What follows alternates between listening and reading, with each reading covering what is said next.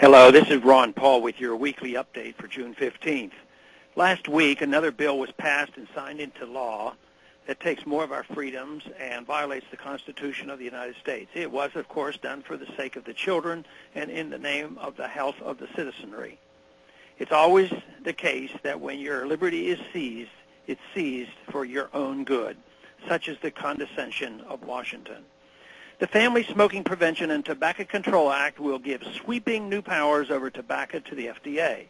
It will require everyone engaged in manufacturing, preparing, compounding, or processing tobacco to register with the FDA and be subjected to FDA inspections, which is yet another violation of the Fourth Amendment.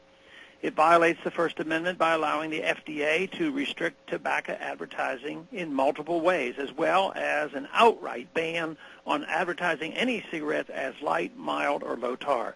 The FDA will have the power of pre-market reviews of all new tobacco products and will impose new user fees, meaning taxes, on manufacturers and importers of tobacco products.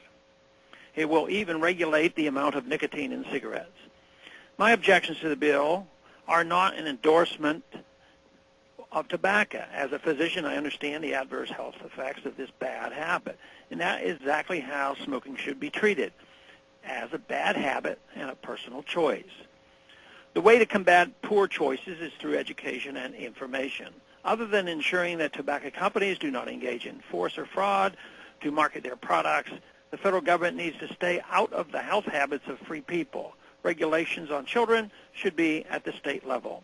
Unfortunately, government is using its already overly intrusive financial and regulatory roles in health care to establish a justifiable interest in intervening in your personal lifestyle choices as well. We all need to anticipate the level of health freedom that will remain once government manages all health care in this country. Actions in Congress, such as this tobacco bill, are especially disconcerting after we thought we were beginning to see some progress in drawing down the wrong-headed and failed war on drugs. A majority of Americans now think marijuana should be legal, taxed, and regulated, according to a recent Zogby poll, 59%, and 11% undecided. And over 70% are in favor of allowing medicinal use of marijuana.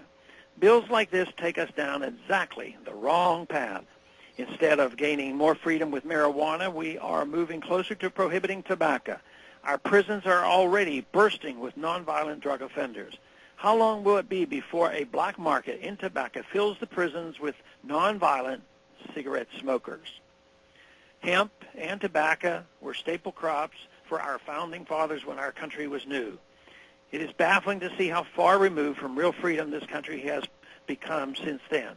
Hemp, even for industrial uses, of which there are many, is illegal to grow at all. Now tobacco will have more layers of bureaucracy and interference piled on top of it. In this economy, it is extremely upsetting to see this additional squeeze put on an entire industry. One has to wonder how many smaller farmers will be forced out of business because of this bill. Thanks for calling this update. A new update is placed on this number, 888-322-1414. Every Monday morning, the written text of which can be found on my website, www.house.gov/Paul, under the heading Texas Straight Talk. Thanks for calling.